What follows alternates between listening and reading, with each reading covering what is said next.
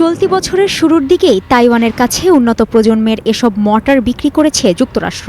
মোট ৩টি প্যাকেজে যুক্তরাষ্ট্রের কাছ থেকে এমন বেশ কিছু প্রতিরক্ষা সামগ্রী কেনে তাইওয়ান, যা নিয়ে তখনই আপত্তি জানিয়েছিল চীন।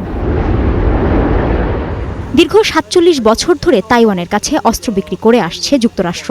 ১৯৭৯ সালে মার্কিন কংগ্রেসে পাশ হয় তাইওয়ান রিলেশন অ্যাক্ট। এই আইনের আওতায় তাইওয়ানের প্রতিরক্ষায় সহায়তা করতে বাধ্য যুক্তরাষ্ট্র।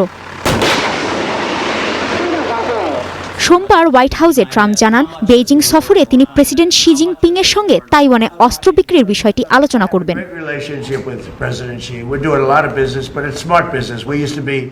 তাইওয়ানে অস্ত্র বিক্রির বিষয়টি নিয়ে আমি প্রেসিডেন্ট শি জিনপিং এর সঙ্গে আলোচনা করব। তিনি চান না আমরা সেখানে অস্ত্র সরবরাহ করি। আমরা বিষয়টি নিয়ে আলোচনা করব।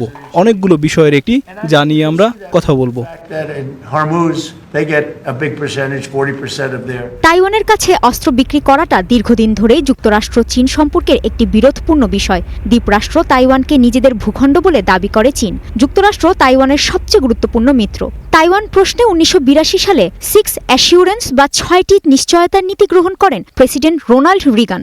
এই নীতির দ্বিতীয় শর্ত হল, তাইওয়ানের কাছে অস্ত্র বিক্রির বিষয়টি ওয়াশিংটন কখনো বেইজিংয়ের সঙ্গে পরামর্শ করবে না। ট্রাম্পের সম্ভাব্য আলোচনা হবে এই নীতির লঙ্ঘন। তবে যুক্তরাষ্ট্রের প্রতি আস্থা অটুট রেখেছে তাইওয়ান। আমরা যুক্তরাষ্ট্রের সঙ্গে সহযোগিতা আরও জোরদার করব, কার্যকর প্রতিরোধ সক্ষমতা গড়ে তুলব। একই সঙ্গে আমরা যুক্তরাষ্ট্রের সঙ্গে ঘনিষ্ঠ ও গঠনমূলক যোগাযোগ বজায় রাখব। যৌথভাবে তাইওয়ান প্রণালীতে শান্তি ও স্থিতিশীলতা বজায় রাখব। এদিকে তাইওয়ানের কাছে যুক্তরাষ্ট্রের অস্ত্র বিক্রির বিরোধিতা করার নীতিতেই আছে চীন। চীনা পররাষ্ট্র মন্ত্রণালয় বলছে, এই বিষয়ে চীনের অবস্থান ধারাবাহিক ও স্পষ্ট। কাজী শাহরিন, স্টার নিউজ।